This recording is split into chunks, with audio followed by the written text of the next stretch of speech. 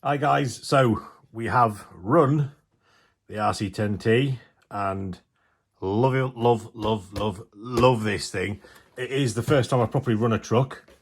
I've converted one of my Cougars to a Cougar Storm and run it once, but as an actual full-on proper truck, first time I've run it, and I absolutely loved it. So it went really well on track. So the setup is as per the kit, the instructions. I ran it the first 2 times with these tyres on, and obviously we're on grass. It needed a little bit more grip on the front, so I borrowed some Schumacher's. I can't remember which ones they were now. Not got them, I can't remember what it is. But that really helped with the steering. It was just very understeery. So yeah, so what do I love about it? The way that it drove. The majority of the build, I'll come back to that in a little bit. But yeah, I do love this. So we'll get the body off. And we'll go through the good, the bad and the ugly.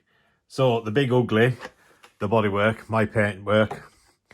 So this looks like all blues, but basically I wanted not a smooth finish.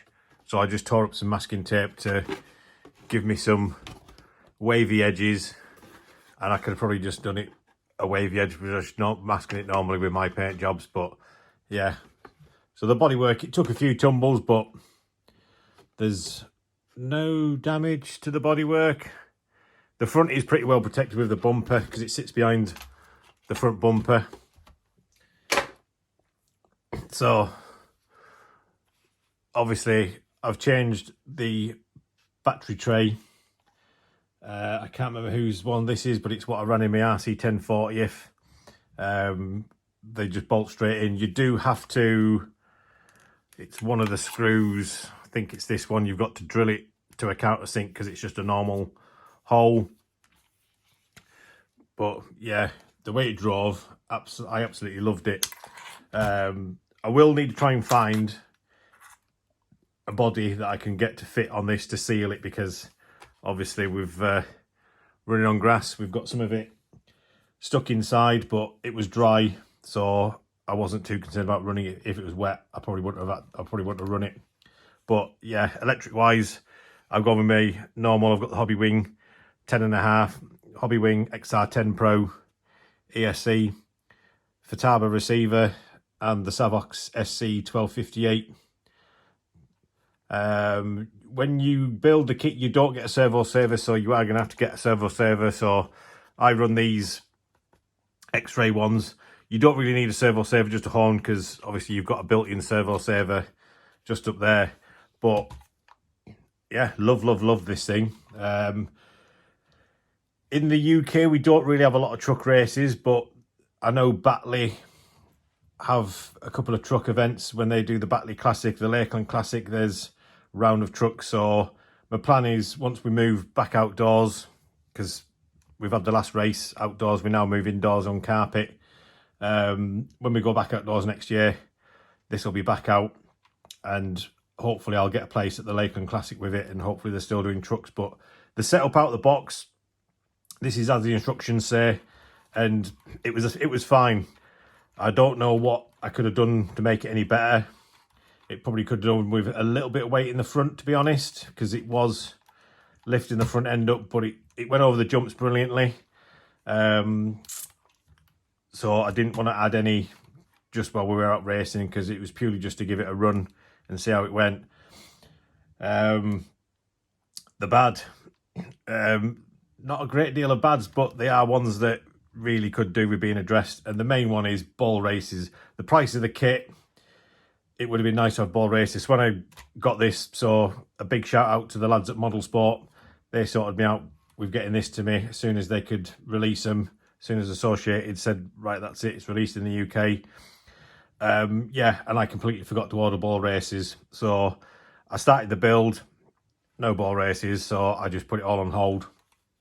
I've not done an unboxing or a build because obviously these have been out everywhere except the UK for ages. So there's plenty of videos out there that will show you build vids. So yeah, ball races. I don't understand why they won't put ball races in, but they've obviously got the reasons. UJs on the back would have been nice. I'm hoping that JC Racing will have some soon. I'm chatting to John about them. I don't know when they're going to be out, but as soon as we have UJs available, I'll be fitting a set of universal joints in the back of this and the RC10 40th. Yeah, so not a great deal of bads except for the instructions. And I know everyone said this, but they are probably the most vague instructions at certain points. The biggest one is if you're used to building cars, you'll go, all right, build it to that size. I don't, because nothing's accurate. So 13 mil, and if you're building it to that, you're going to be somewhere around about 18 mil. So make sure you've got a vernier or a metal edge ruler that you can just do your turnbuckles from.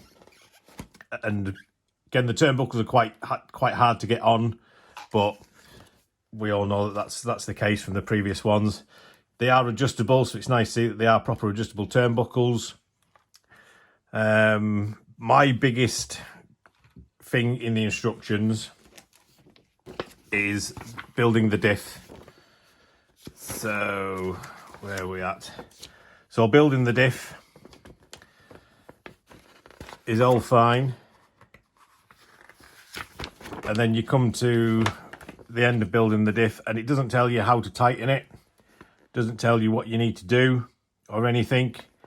I'm just used to building them like the Schumacher ones where you tighten it all the way and then you back it off. This one, that doesn't tell you anywhere. So the diff thrust nut, it's just purely a plastic nut. I've probably not got it to hand. I have. So that's all it is. It's just in the plastic, both ends. And obviously if you go too tight with that, it's just going to pull it out. And I think I may have done that in the initial build of the diff. So you can get the T-nut and diff bolt. I think that's the one. I can't remember which one it is, but it's one of these. Diff thrust washer bolt. It's one of those two part numbers, but if you have a look at it, it's basically that part, but it's got an actual nut molded into the end. So you've actually got something that you can work against.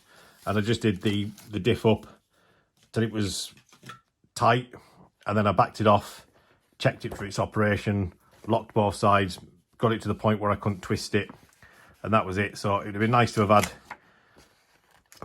more of an in-depth build, because like I said, I've never built a stealth gearbox. And the killer was the thrust bearing washers.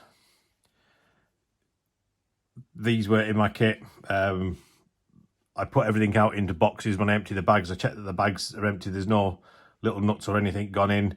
That was missing, so I had to rob that out of my RC10 team. So I've had to strip it because I want to rebuild the diff in it anyway. But I now need to find this thrust bearing and the washers so I can rebuild my other car. Because like I say, I don't have them from this. I've not bothered contacting anyone because I just wanted it built up, but it's done. But yeah, the instructions not the best, and I'm pretty sure that nobody at Associated got this, gave it to someone that's never built one, an Associated stealth box, etc., and gone, build that and let us know what you think. Because if they had done, they'd have come back and said, oh, this, that and the other. I had two little washers that are left over, and these are the same as what go behind there, but it doesn't tell you to fit them on the back, so they've not been fitted, and to be honest, they're not needed. The shock doesn't touch the shock tower. Well, where it's at the moment, it doesn't. If you move it into the inner hole, into that hole in there, it may touch, so you may need to fit that washer behind. But yeah, it is a good, bad, ugly car, but the good outweighs the bad, and like I say, the ugly, it's just my bodywork on it.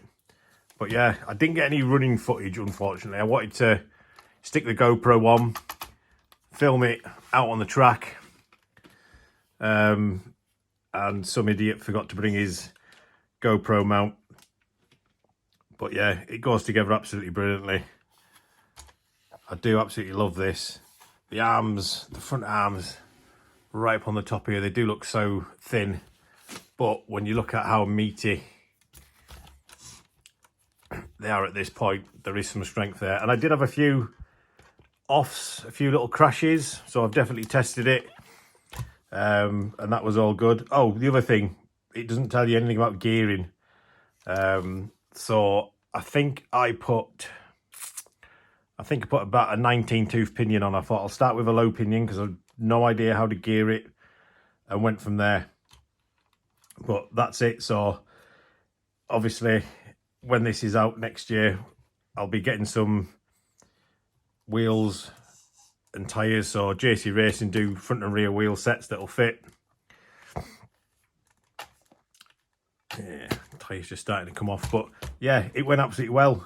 In the finals, it was up there with everyone else, and I did manage to get second in the second final, so double head finals. I managed to get a second place.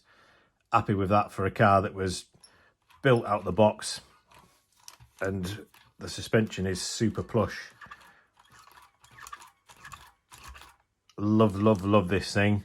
So that's it for me RC10 T. We probably won't see this much until I get some stuff from JC Racing. So I'm going to replace this top part with the carbon part, UJs, and steering or something. We'll have a look what upgrades we can get for it, wheels and tyres, and I'll probably do a little update. But that's it for now.